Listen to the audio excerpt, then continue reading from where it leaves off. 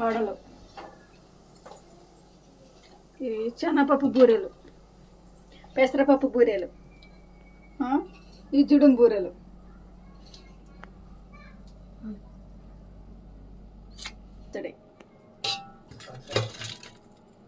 okay, next sambar,